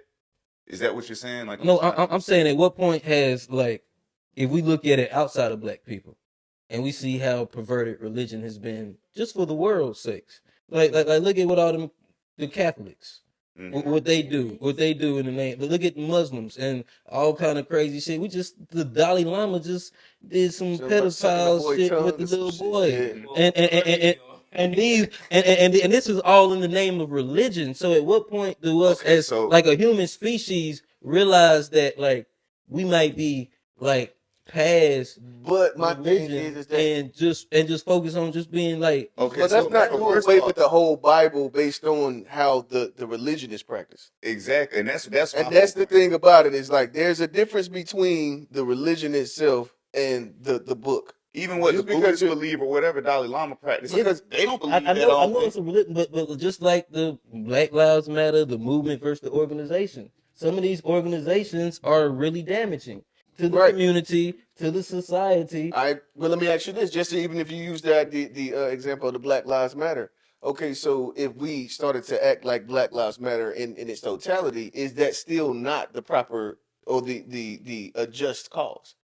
You see what I'm saying? You say like the organization itself, that's like the religion, Right. but then the actual practice itself It is. is what is the benefit. And- That is the benefit. And that's where my conflict comes in, because I grew up in the church. I see the Mhm. benefit. I know the church. There's a lot of things in the church that made me who I am today. I grew up in the black church. I understand the benefits that it provided for me. Mhm. I'm also 33 and I no longer go to the church because I feel like I've gotten all the benefits out of it. Out of the I church, see- talking about that building. Or the religion. Just the religion. So is it? Just the movement. Just the movement. I've read the Bible. Mhm. I understand. I was just about to ask you that. You done got everything out of the Bible. I that you ain't feel got like you I ain't can maybe get. not got everything out of it, but I've gotten enough to where I can use the principles that I learned from Christianity to guide my life and not necessarily be attached to the organization when I see like some of the Organization, damage and stuff. It's like being a Muslim, and like imagine if you're or you're Islamic. And you see somebody go blow themselves up in the name. You're saying that's not my religion. Mhm. But look at what they're doing with your religion. Mhm. Just the same way, like, look at what the black church is doing to black society. Some black churches. using Some black church, and that's my whole thing. It's like you're putting. Yeah. Bro, you Y'all have niggas not- can't want to get into a specific example in all the other conversations, but then want to use a general fucking statement in this conversation. I can see I'm what talking Johnny's about in saying. general because I grew up in the black church. I know. No, I ain't I talking did about too. that- Hell, I me ain't and talking Tone about went to that church specific- together. I ain't talking about that specific church. All right, so Same then- within the church. Make it simple. Just go. Are y'all talking? You talking about majority when you're The majority. I'm just talking No, we're about. not talking about the majority, bro. Oh, We we can't not? be talking about the majority. Oh. You're telling me that the majority of black churches have a level. No, I'm talking about the majority of in religion. Period. Okay, And outside of the black church. That's why I wanted to put it in bigger context. okay. In a bigger context, religion has been used way more for sure. often to pervert people and to get people to do Absolutely. negative Okay, shit. so- People own slaves in the name of, Yeah, no, of Christianity. for sure. I'm And not stuff. disagreeing So with how that. are we Let me like notice something. That's defending this religion Let me know now, something. even knowing all the damage that come from it? The only reason I won't agree with your statement is because what happens in the world is we tend, and even in anything, we tend to pay attention to the negative headlines or the negative aspects of anything more so. Our society is literally guided by the most negative aspects. Like, We make the decisions based off the most negative stuff. So the reason you would notice this in the church is to say, like, and even with that, even with I saying got a the positive church. example too, if you want one. All right, but even with saying, I take like One nigga just hop back on the rope. One nigga tight roping like a motherfucker. Go ahead. No, I'm just saying because I got my point is my point, but I already know people are gonna come, so I got a positive example that because you can look up David Stewart. Mhm. He's the CEO of Worldwide Technology. He's the second richest black man in America. He had got shitted on by a partner, and he was on the brink of bankruptcy. And his grandmama called him and told him to read the 23rd Psalm. And ever since then, he used that in his business practices, and he's become the second. He's worth $5 billion today. So I understand the benefit that religion even taking can it off of have just his in certain situation, though. aspects, but we talk about our culture as a whole. Like, what has the black church done that is beneficial to black people? Bro, the reason black people are still around is because of the black church. Honestly, the crazy thing is that there's literally like I don't know if you I've been in the hood about my whole bro. I grew up AME Zion. Okay, AME so Zion. did those AME Zion? Did they have the buses that came through in the neighborhood and pick up the kids and take them to the church house? Yeah, we got our church built a community center where Right, you just asked. So what good did the black church do? That right there, you just said that your church built a community center.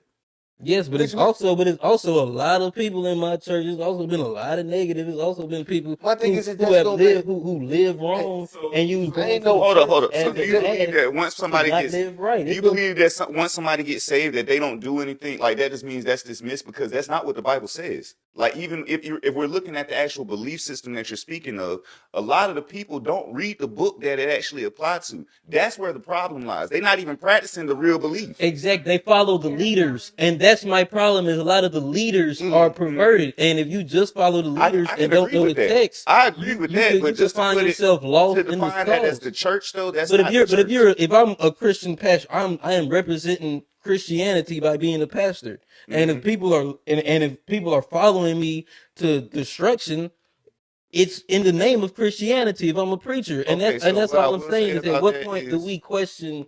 Yeah, but I mean that's still a product of peopling.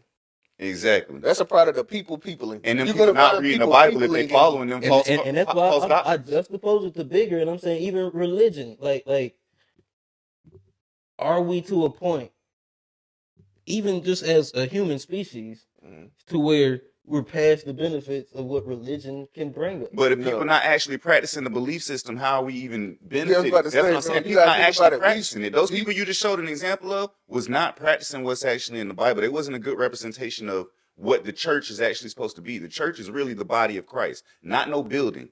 Like the church is the body of Christ, which means the people that consist of that body. That's the church. The biggest thing is that that's cool. But if nobody preaches the gospel that way, and everybody does it in the opposite, in the way that's used for capitalism to make money to go into. I'm not gonna right there. The church is a 501c nonprofit, 501c3 nonprofit, and then when you start putting bread behind it, you gotta think about it. I would say that that's when you start putting money into or I don't even say a belief system. When you start funneling money into a belief system, then you're gonna have more people that's saying that, oh, I'm getting this word from God, and you see what I'm saying, because they're looking for a direct monetary benefit. Because I'll tell you one thing before. That's people though. That's peopling. That ain't got nothing to do with the book itself.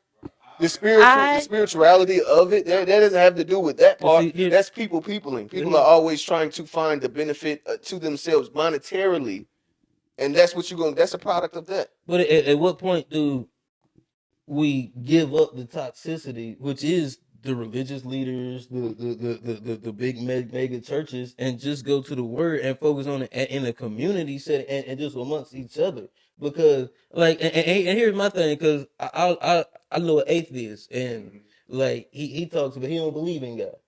And he's not an evil person because he believes in morality. Right. And my thing is, if he don't even believe in God and he can practice morality, but it's motherfuckers who say they believe in God and they can't practice morality, what good is the religion? Well, I mean, but you also can say talk about that I think that like me, like I'm not a religious person, and I ain't no person. I sit here act like I read the Bible. I haven't read it. You know what I mean? I haven't read it, and I hang my hat on having a moral compass that's like this shit feels what feels right. That's outside of religion. And I get that, but at the same time, I think that there are benefits to as long as the interpretation that you're hearing. See, that's the thing is like we got to understand it. Like what you're hearing these leaders, pastors, and stuff say, you can hear them say a different thing. Every one of them say a different thing Every about the Sunday. same verse. You know what I mean? You can see that. Dave, Yeah, we're gonna have you come to the mic, please. Like I see all sides, but to touch on what you're saying, Newton, like I personally feel like I've gotten closer to God by not going to church. Like you said, you're 33, I'm 32, and I probably hadn't been to church in probably the past 5 years. And it's not even about the church doesn't have benefits. It's just that when you grow up in it, we grew up in it too, and it's like you hear all the stuff, but then you get to a natural point in your age and your progression where you're like, hold on, I'm about to question everything. And then it's like once you get out in the world and you see that there's a job where you putting all your all in, but you might still get profiled and get fired. How you gonna handle it? Or you might thought you could lock in a relationship and then it doesn't work. Are you gonna be depressed or are you gonna look to your spirit? Like I've been more of a spiritual person than following the actual like religion. Do this, do that, do that, do that. It's like I see what you're saying. You want to get to a point where it's like we need to practice positive humanity more so than just following a religion because it's contradicted and blew itself up in our faces so many times that it's like, why do we even need to just depend solely on what somebody else is going to tell us we need to live our life about? We need to be more spiritual. And that's my point. Cause like I say, Dave done had some bars today.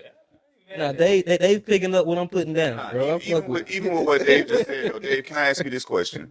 Do you read the Bible? Not as much as I used to. So that's what I'm saying. As a person who I agree with y'all on the sentiment. I got closer to God getting out of church, but I'm also getting closer and learning and refining things, stuff that I thought I had right. That I'm finding this in the Bible, and I used to not believe in the Bible. What I'm saying is the actual belief system.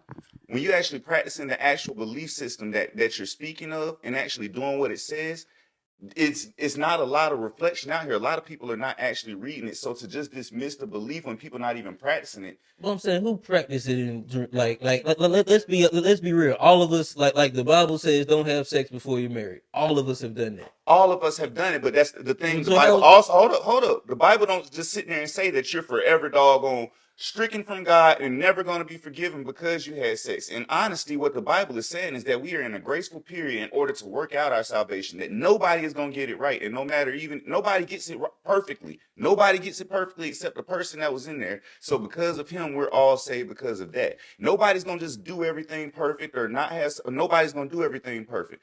That's what I'm saying. And then even with the not having sex thing, I would go back and read some of that stuff more because there's more to the Bible. A lot of stuff that I'm learning that I even learned growing up in the church is not actually in the Bible in the way that it's said. What I'm saying is we need to start looking at the context of what we're studying and actually learn the stuff that this stuff is based off of, because like the basis of this religion, because I don't practice religion, I really do believe in spirituality, but the basis of this religion, people not even actually following it. So and I'm not just talking about Christianity, even Buddhism. So I agree with that, but you're making my point though. It's like you got to that understanding of religion outside of the church. You're talking about and you the didn't church necessarily. I'm talking about the church, and so you're not the word, but the church. Not the word, but with the church, the organization.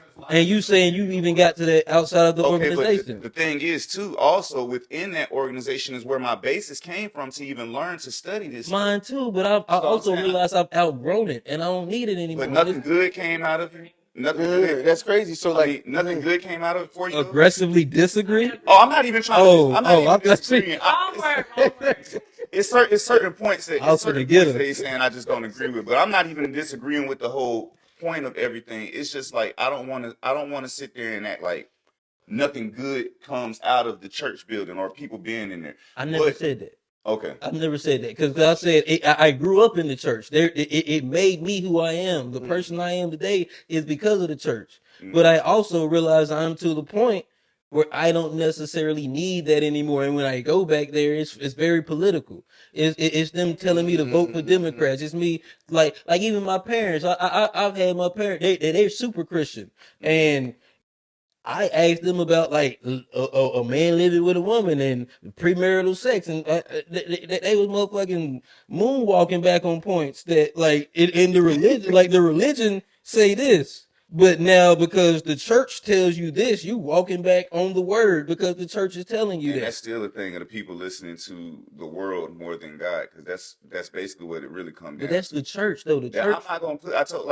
I'm not gonna define that as the church. The church is the people who actually believe in Christ and follow. Like the rest of that is The just brick the and world mortar. within the church. It's a brick and mortar building, and it's the world within the I mean, church. You're not supposed. When you're a Christian, you're not supposed to be in. Like, you're supposed to be in the world, but not of it. I can understand that, but when it comes to religion, like, would you? I guess you say the same thing for like a Islamic person. They go and Mhm. strap a bomb in themselves in the name of Allah. I know that's not what the Islamic people actually believe, and that's not part of their faith. But that's a perverted, and that's something that actually causes. It's a net negative for humanity. Yeah, but I won't apply that whole definition to the whole. Like, I don't even think of them like that, and to think of It's a them like religion. that. It's people following a religion, though. Yeah, but it's people interpreting to something to perpetuate their agenda.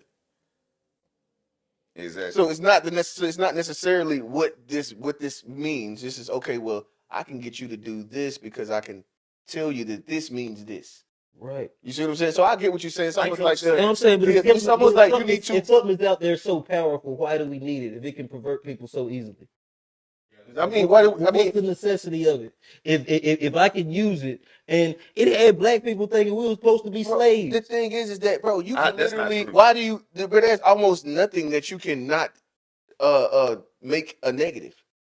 And I was about to say, Capitalism, everything. democracy, fucking just pretty much anything you can think of. There's a way to make it a or to you know what I mean, to create the negative aspect and To politicize it and get you know, just to okay. I mean, you can do that with anything. So like to put that on the actual, which I like I said, I'm not a religious person, so like, and I don't go to church. So why don't you go to church anymore? You grew up in it. Why'd you stop?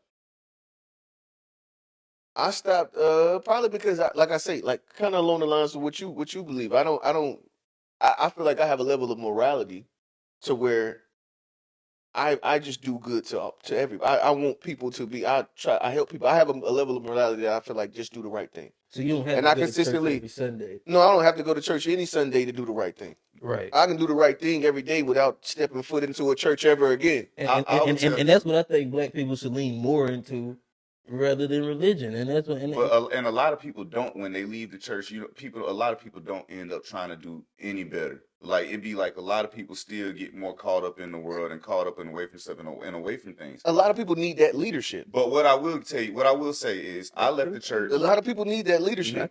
I will say this though, I left the church at a certain point or the building that's referred to as the church. I left that place at a certain point because of like some of the attitudes that I was dealing with. Like, I was actually a part of the service. I was a drummer in church, so like I got to see a lot of behind the scenes. And in my walk, where I came to a problem is, you have a lot of people who go to church playing church.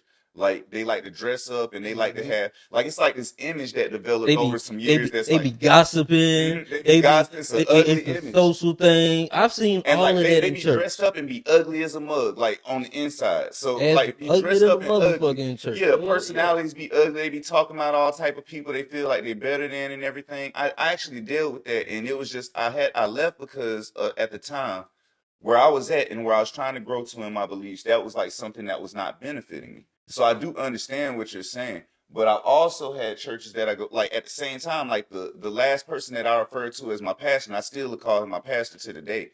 Like, he's also the person who led me on the path to find out outside of that building what I needed to learn. And even like, he led a lot of people. He's still doing that. And it, like, he wasn't going with the 501c3. He was a little bit different of a pastor with how he was handling stuff.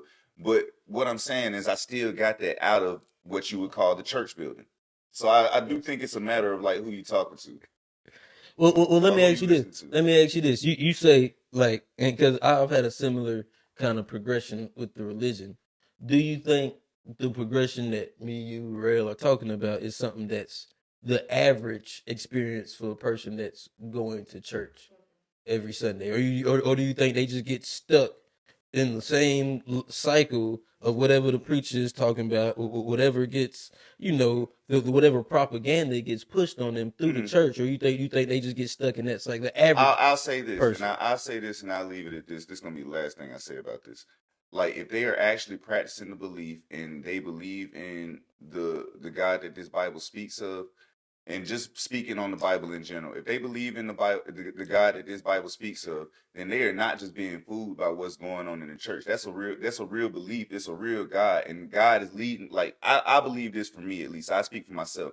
God talks to me all the time. The reason I don't just fall for everything is because God tells me what not to fall or what to listen to. I have discernment.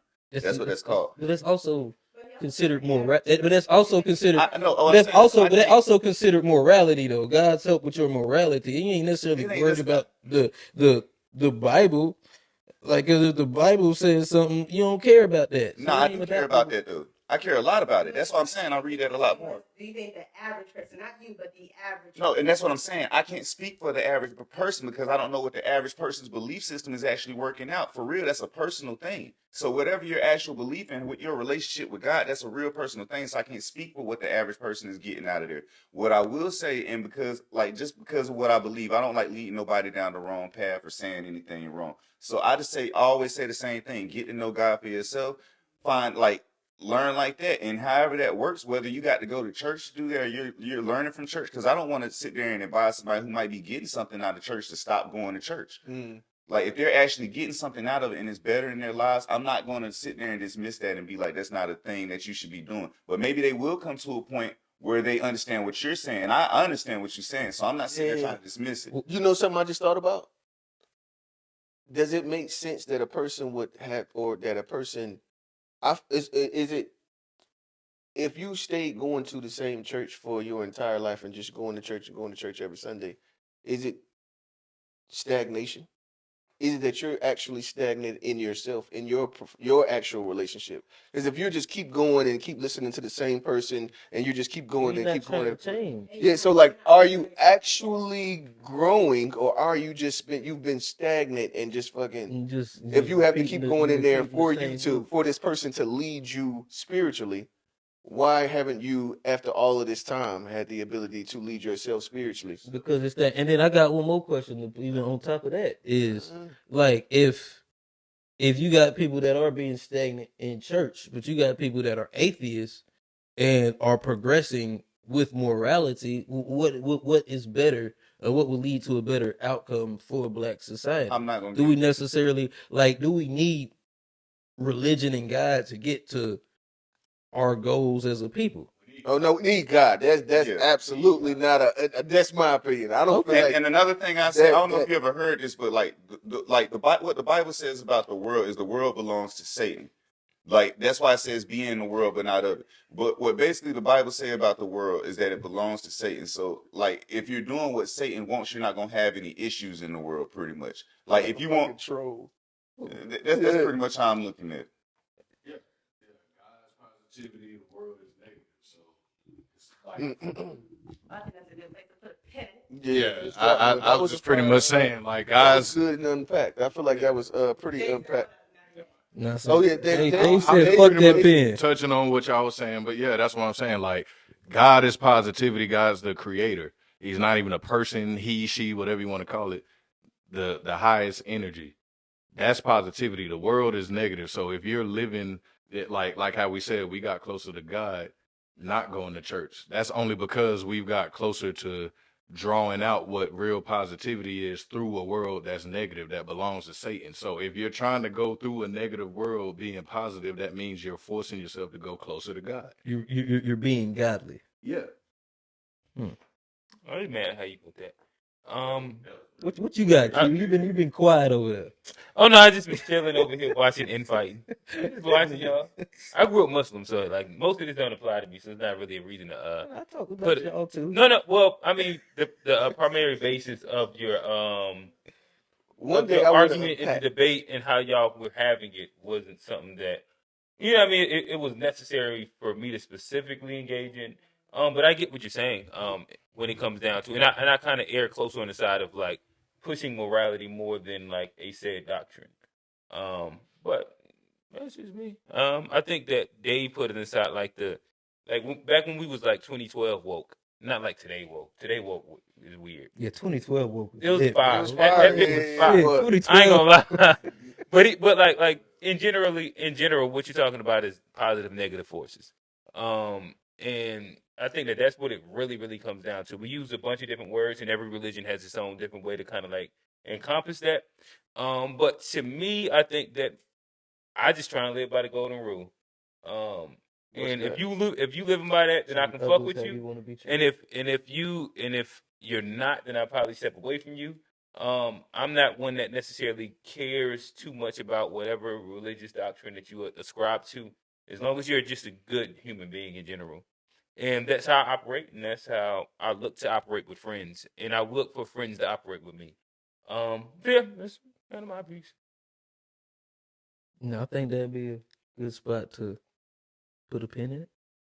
All right, we doing positive That was the takeaways. wrap up, right? I gotta No, piss. I was about to wrap it up, but you told me to put a pin. Oh, in it. when I was Oh. saying peeing, I mean like that's what I was. Yeah, go ahead and wrap it up real quick. Let's go ahead and wrap his ass. Well, hold on.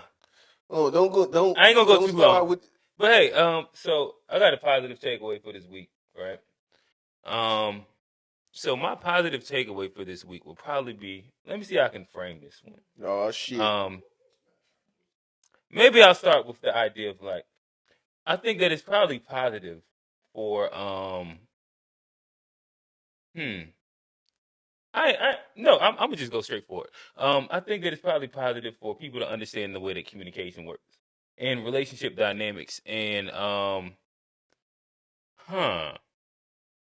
Hey, Real. If I had a problem with if with your lady, will probably be the best way for me to express that. You said if you had a problem with my old lady, Mm-hmm. what would be to express it with me? Huh. Y'all hear that? All right. That's my positive takeaway for the week. Jeez. And Johnny, what you got? That didn't sound too positive, but that didn't sound too positive. Let me think. You wrap it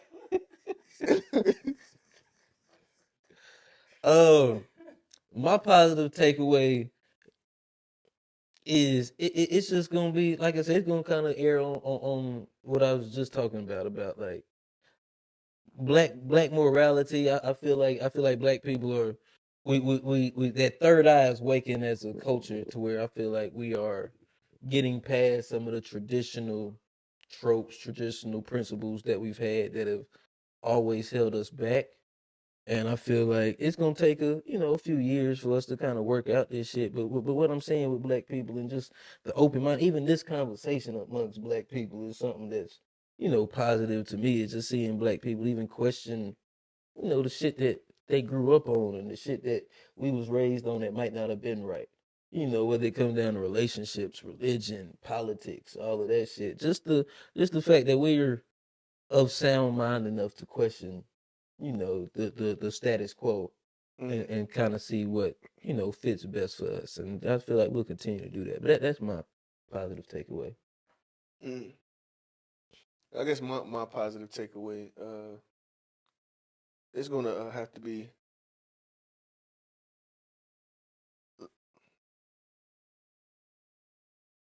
We come back to you. no. I got it. I just want to see how I want to frame it. It's almost like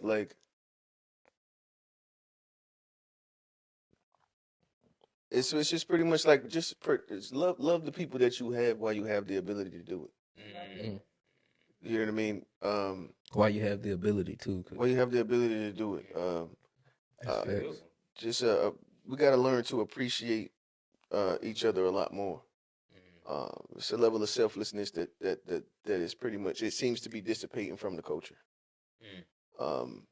That's a word. And that's mine for the day. Go ahead. No, let's not go ahead. My only thing. He went ahead. he went ahead. No, it's short. I think that because this pushes closer to like my overarching point with like the thing earlier. Do you think that is missing, or is it something that we should add? I don't know if like our culture has always been that, but I think that it's something that we should probably push towards promoting. With selflessness. Yeah, the selflessness. Hmm. That's all. Y'all let us know what y'all think. Is selflessness always been part of the black community, or is it something we should add? Comment below. Hit that notification button. Follow us on Facebook, TikTok, and Instagram at the 2B Fest Show. I am your host, Johnny P.